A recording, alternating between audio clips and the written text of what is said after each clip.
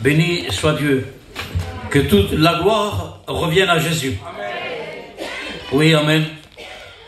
Un jour, on sera avec lui dans le ciel. Et nous verrons tous ceux qui nous ont dévancés. Promesse de Dieu, c'est écrit. Il y a 3000 promesses dans la parole de Dieu. Elles sont des merveilles, de plus en plus belles merveilles. Ce que sa bouche déclare, son bras l'accomplit. Et l'espérance des rachetés, des chrétiens, c'est qu'un jour, nos yeux le verront. Quel endroit, quelle paix, quel bonheur éternel. Plus de guerre, plus de disputes, plus d'hôpital, plus de cimetières, plus d'angoisse. On le verra tel qu'il est, dans toute sa grandeur, dans toute sa puissance. Nos yeux le verront. Et il essuiera les larmes de nos yeux. C'est pour cela qu'il dira, il n'y aura plus de pleurs. Quel jour glorieux pour nous. C'est bientôt cela. Mes frères et mes sœurs, courage. Jésus revient. Amen. Nous le sentons, nous le voyons. Pas besoin de regarder ce qui se passe. Pas besoin d'être prophète. Nous voyons que Jésus revient. L'amour disparaît. La famille ne s'aime plus. Il n'y a plus rien, il n'y a plus de respect, il n'y a que des fautes immorales. C'est devenu normal. Il y a plus, la honte est morte et enterrée depuis longtemps. Les gens n'ont plus honte. Il n'y a plus de respect, il n'y a plus rien. Mais qui nous fera voir le véritable bonheur? Jésus. Amen. Il n'est pas un porte-bonheur, il est le bonheur. C'est pas devenir un peu la Réunion qui va nous faire aller un peu mieux. Non. C'est donner notre cœur à Jésus. De venir à ses pieds, tels que nous sommes. La meilleure de toutes les places qu'il y a sur la terre, c'est de venir au pied de Jésus. Et pourtant, c'est la place la plus négligée au monde. Les gens ne veulent pas venir au pied de Jésus. Ils ne veulent pas. Et la chair ne veut pas. Ma chair à moi a des désirs contraires à l'Esprit de Dieu. Il ne veut pas venir au pied de Jésus à genoux. Et pourtant, c'est la meilleure de toutes les places au monde. Elle est gratuite. Il n'y a rien à payer. Il a payé. Non pas avec de l'or ni avec de l'argent, avec son sang. Le sang de Jésus nous purifie de tout péché. Alors sans tarder, je voudrais ouvrir la parole de Dieu. Je suis indécis. Mes frères et mes sœurs, il n'en manque pas des thèmes. Il y a tout ce qu'il faut là-dedans. C'est une mine en or, c'est une richesse de diamants. Rien ne pourra égaler la parole de Dieu. Et je voudrais ouvrir cette parole de Dieu avec vous, amen, dans Acte 2 et 22. C'est Pierre qui va parler et qui va dire cela. Homme israélite, et j'avais de dire ce soir, homme de Figueroles et femme de Figueroles, écoutez ces paroles. Jésus de Nazareth, cet homme à qui Dieu a rendu témoignage devant vous par les miracles, les prodiges et les signes qu'il a opérés parmi lui au milieu de vous, comme vous le savez vous-même, cet homme livré selon le dessein, arrêté selon la préséance de Dieu, vous l'avez crucifié et vous l'avez fait mourir par la main des impies. Dieu l'a ressuscité. Alléluia. Jésus est ressuscité. Amen. Alléluia. Dieu l'a ressuscité, il le délivrant des liens de la mort, parce qu'il n'était pas possible qu'il soit retenu par elle. Jésus a vaincu la mort. Le tombeau de Jésus est vide. Nous sommes allés en Israël, à Jérusalem. Peu importe, peut-être c'est celui-là ou pas celui-là. Mais en tout cas, Jésus est ressuscité. La mort n'a pas pu le retenir. Il fallait qu'il soit crucifié. Il fallait qu'on lui crache au visage. Il lui fallait qu'on lui couronne d'épines sur sa tête. Avec un roseau, il lui frappa sur sa tête. Certainement que les épines se sont enfoncées avec le frère Bello, avec quelques frères, nous avons pu avoir ce privilège d'y aller et d'aller voir. Il y a des ronces là-bas, près du prétoire. Ces ronces font entre 8 et 12 cm. Il y a une période de l'époque qu'ils sont venimeuses. C'est-à-dire, si on se pique la main devient tout enflée. C'est pour cela que la parole de Dieu va dire, il n'avait plus l'aspect d'un homme. Il avait l'aspect d'un caillou, d'une pierre. Il n'avait ni beauté ni éclat. Son visage qui était déformé, des coups de poing et des crachats qui l'ont frappé. La Bible dira, ils m'ont haï sans cause. Dites-moi, quel mal Jésus a fait? Il a guéri les lépreux, il a donné la vue aux aveugles, il a libéré les possédés, il a ressuscité les morts, il a nourri le pauvre. On l'appellera d'ailleurs l'ami des pauvres. Jésus n'a rien contre les riches. C'est faux. Parce qu'il y a beaucoup de jalousie chez nous. Vous savez qu'il y a des chrétiens et des pasteurs qui sont riches milliardaires. J'ai mangé avec eux, je les ai vus, Bello était là. Nous sommes là en Suisse. Ce sont des gens qui ont la compagnie Boeing, ce sont des gens qui ont des actions dans le TGV, ce sont des gens qui ont de toutes catapillas. Et c'est pas parce qu'on est riche que Dieu va nous jeter du ciel. Ce n'est pas de tout cela. Jésus aussi, il est venu pour eux. Jésus est venu aussi pour le toxicomane. Jésus est venu pour la femme de mauvaise vie. Jésus est venu pour les lépreux. Jésus est venu même pour les possédés. Et nous crions à haute voix. Nous ne voulons pas laisser parler notre chair. Même les dealers ont le droit de se repentir. Amen. Tu dis cela peut-être parce que ce n'est pas ton mari. Tu dis cela peut-être parce que ce n'est pas ton fils. C'est pour ça que tu dis cela, mieux qui paye. Mais laissez-moi vous dire, réfléchissez. Amen. Mettez l'histoire à l'envers. Si un d'eux viendrait se convertir, il serait un moyen de bénédiction.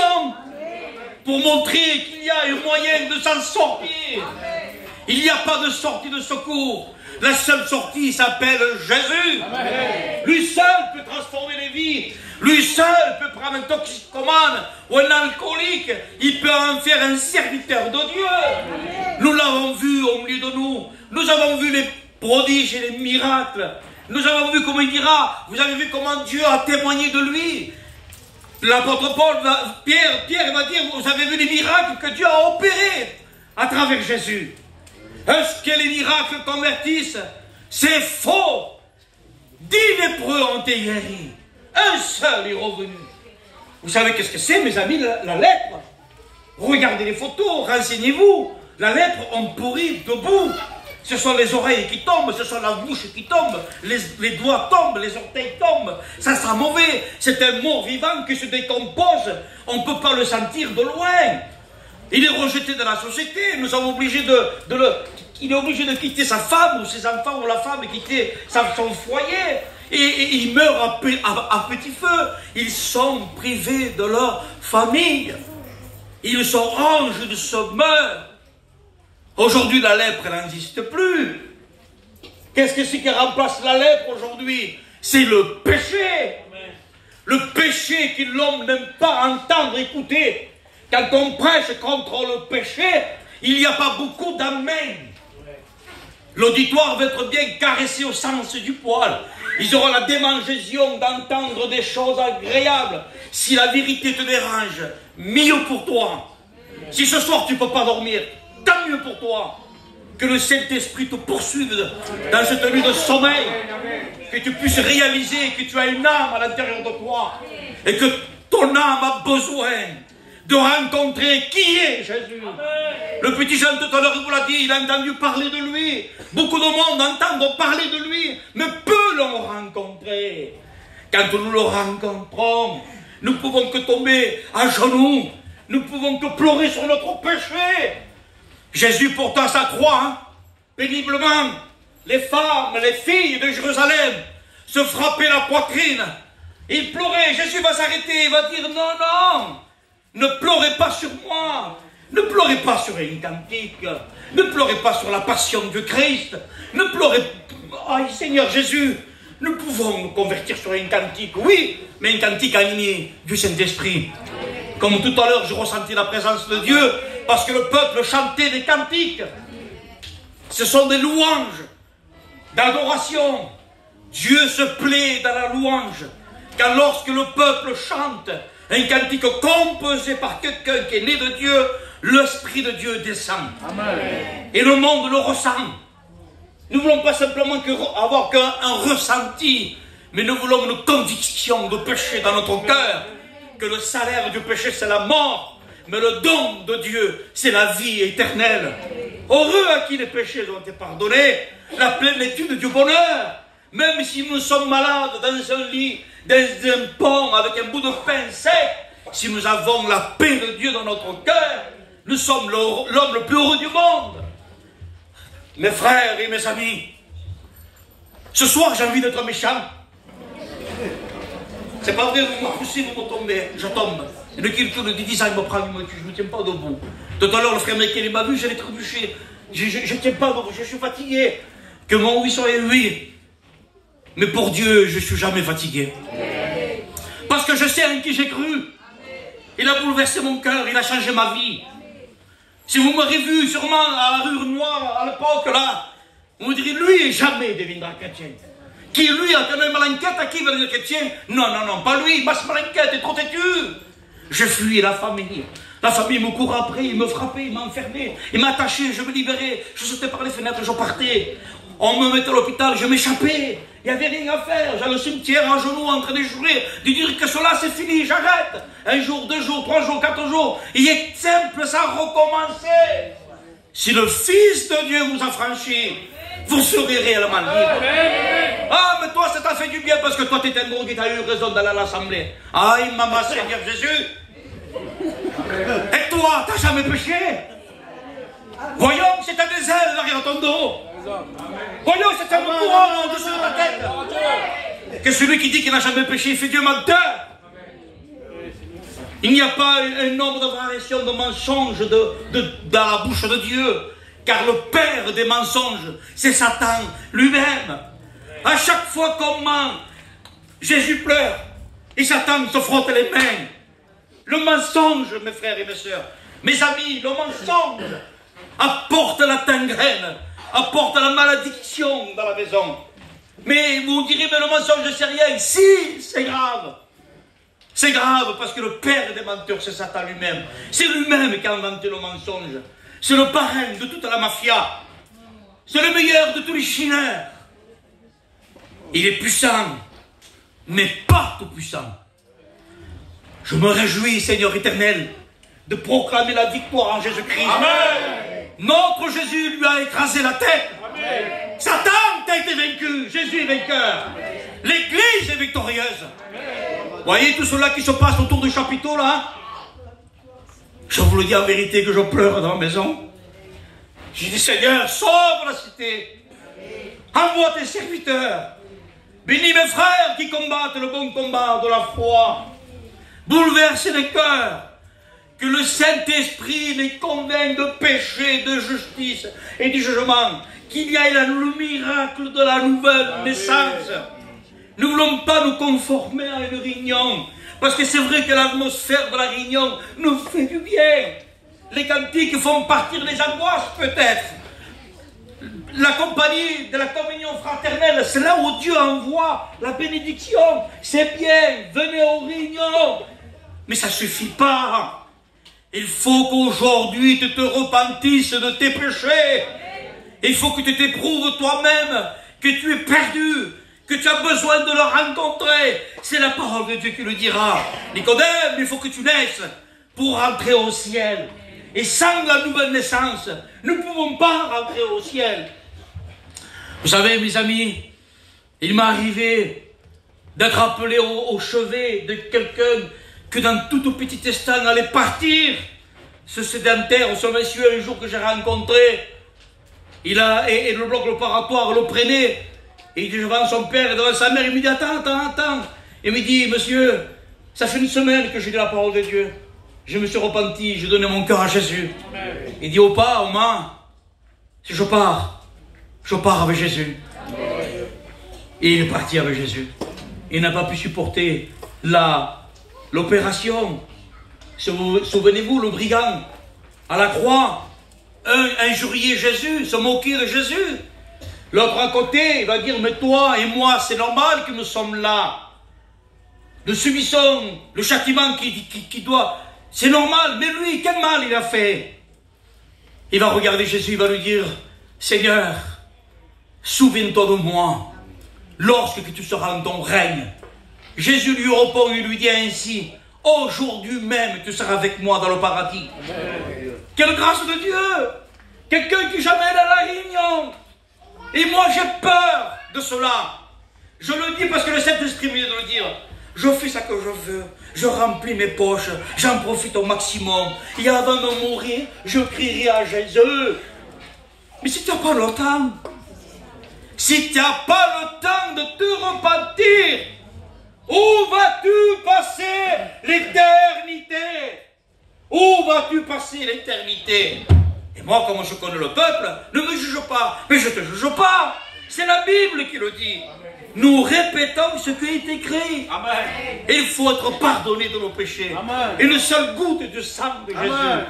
Une seule goutte. Une goutte du sang de Jésus. Nous devenons plus blancs que la neige. Plus de condamnation pour ceux qui sont en Christ. Vous ne voyez pas quand quelqu'un qui se donne à Jésus, sa façon de faire, sa façon de vivre, son visage, elle émane de la lumière. Parce que Jésus dira, je suis la lumière du monde. Et que celui qui me suit ne marchera plus dans les ténèbres. Nos yeux s'ouvrent, les écailles qui nous rendent aveugles tombent, et nos yeux s'ouvrent. J'en ai pleuré pendant des jours, et des jours, et des jours, et des jours. Mon père, ma mère, ma famille, ma femme me disaient, il est devenu cariclo, son petit, il est fou. Et il fait qu'on pleurait. Mais qu'est-ce qu'il a? Pourquoi il pleure? Et sans le savoir, je disais à Jésus, mais pourquoi, Seigneur, tu m'aimes? Amen. Je ne mérite pas que toi, tu donnes ton corps pour moi. Je suis un menteur, je suis un voleur, je suis un garçon pécheur, je suis sale, je suis rempli de boue. Mais pourquoi? Et il m'arrive encore aujourd'hui, quand je ressens son amour. Amen. Seigneur, ne m'aime pas. Ne m'estime pas, Jésus. Parce que je suis pécheur. J'ai besoin encore. J'ai besoin de la grâce de Jésus. Ce cadeau non mérité, que personne ne mérite. Il n'y a pas un seul juste sous le soleil qui peut dire, moi je suis juste. Dieu, du haut des cieux, regarda sur la terre. Il regarda, il chercha, il voyant s'il y avait un homme juste. Pas un seul juste. Nous avons tous péché. Nous sommes tous de la nature pécheresse. Et le péché veut dire guerre contre Dieu. C'est le péché qui nous fait diviser entre frères. C'est le péché qui nous fait diviser entre frères et sœurs. Mon père et ma mère qui nous élèvent ensemble. Comment que mon frère, dans la même sang que moi, de père et de mère, je suis grandi avec lui, j'ai mangé avec lui, j'ai tout fait avec lui. Comment je peux rentrer en division avec lui? L'orgueil, la jalousie, le péché, le ténèbre, détruit, dévise les familles. Un homme de Dieu a dit un jour, la tour de Babel nous a séparés, mais le sang de Jésus nous a réconciliés avec Dieu, avec le Père. Alléluia. Quelle vie. Ah, je ne vous dis pas que tout va marcher comme sur des roulettes. Je ne vous dis pas le jour que vous allez vous repentir, que vous n'aurez pas des problèmes. Mais certainement que vous aurez des problèmes. Tant que nous aurons les pieds sur terre, il y aura des problèmes.